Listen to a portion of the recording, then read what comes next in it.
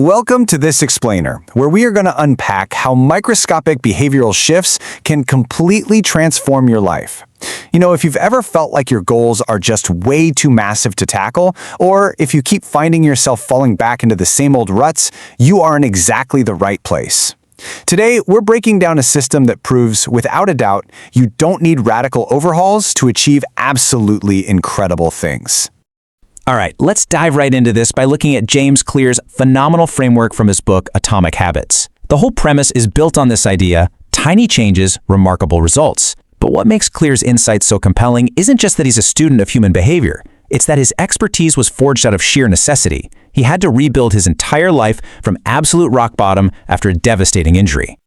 Now, think about the dual meaning of the word atomic for a second. It's actually really fascinating. The first definition tells us that atomic means an extremely small amount of a thing, literally the single irreducible unit of a larger system. But look at that second definition. It's also the source of immense explosive energy. When you combine that with a habit, a routine you perform regularly and automatically, you get this tiny, easy practice that packs a monumental punch. Section 1. A life-altering setback. Look, we all deal with setbacks, right? But to truly grasp the explosive power of this system, we have to start with a deeply personal and shockingly abrupt baseline. Picture this. It's the final day of his sophomore year of high school, and Clear's life is instantly derailed. As this timeline shows, it started in just a fraction of a second, when a rogue baseball bat slipped from a classmate's hands and struck him directly between the eyes. He suffered a broken nose, multiple skull fractures, and 2 shattered eye sockets.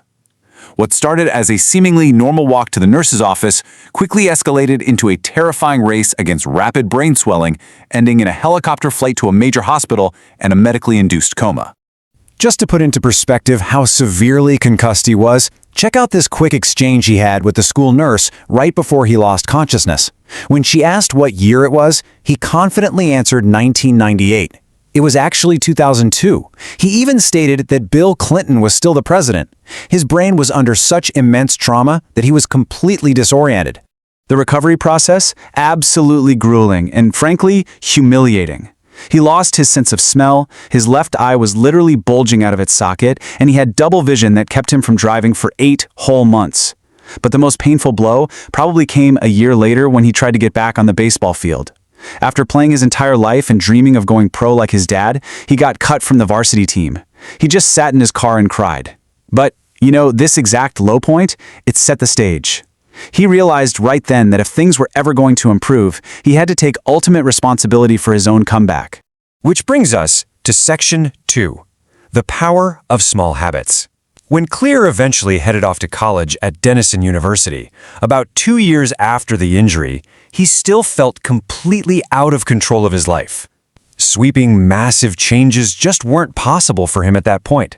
So he decided to start extremely small. College dorms are basically chaos, right?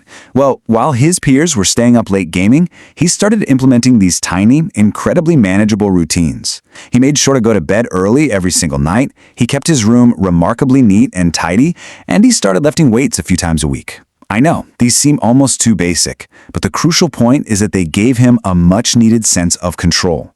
They allowed him to start reclaiming his confidence, just one tiny win at a time.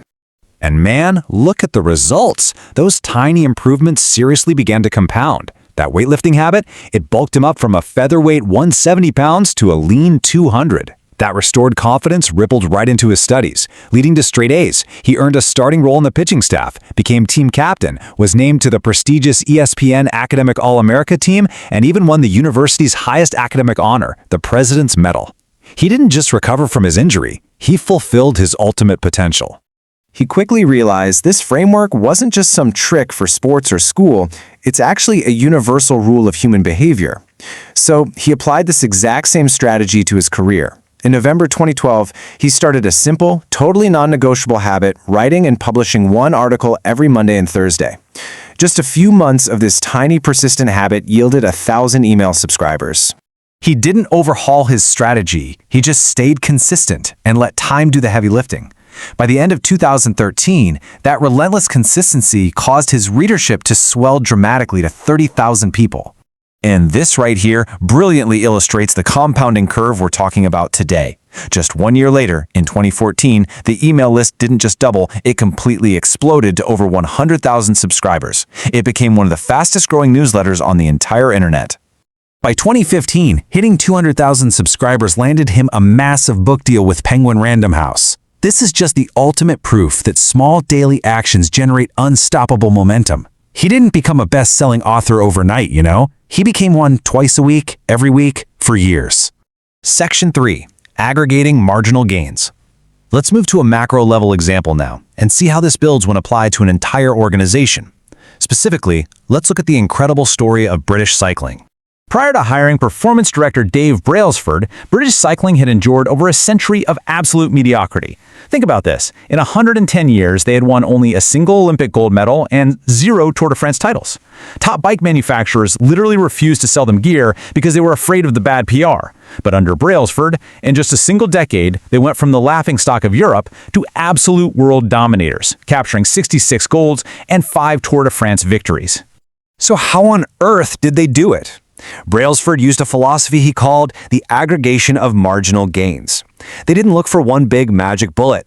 Instead, they searched for a tiny 1% margin of improvement in absolutely everything they did. They redesigned bike seats for better comfort. They rubbed alcohol on the tires for a slightly better grip. They even started wearing electrically heated overshorts to keep their muscle temperatures ideal. When you add up hundreds of these tiny 1% advantages, boom, you get the most successful run in cycling history. Section 4. The science of behavior change. So the million-dollar question is, how do we actually do this? How do we systematically create these 1% changes in our own everyday lives to get those compounding results? Well, based on his deep research and personal experience, Clear developed a beautifully simple 4-step operating manual for human behavior. It builds on classic behavioral science from people like B.F. Skinner, who mapped out stimulus, response, and reward. Clear outlines it as cue, craving, response, and reward. The cue triggers your brain to initiate a behavior. It's like a small piece of info predicting a reward. The craving provides the motivation. You don't actually crave the habit itself, you crave the change in state it delivers. The response is the actual habit you do. And finally, the reward satisfies that craving, reinforcing the whole loop. Every single habit you have, whether it's good or bad, passes through these exact 4 stages in this exact order. But what makes this specific framework such a game changer is its integration. Older models only looked at external rewards and punishments. Clear's framework actually accounts for your internal feelings, moods, and beliefs. The craving step acknowledges that it's not just the external cue driving us, but our internal desire to change how we feel. It proves that if you want lasting behavior change, you have to align your environment with your internal psychology. As we wrap up this explainer, I really want this quote to sink in. Your current life, your health, your finances, your knowledge is simply an accumulation, a lagging measure of your past habits. If you keep doing exactly what you've been doing, you are going to get exactly what you've been getting. It's literally just math. Knowing that absolutely everything compounds, I want to leave you with this one question. What microscopic, totally manageable 1% shift are you going to implement right now to change your trajectory? Remember, you don't need a massive radical overhaul today. You just need to be 1% better. So, what is your atomic habit going to be?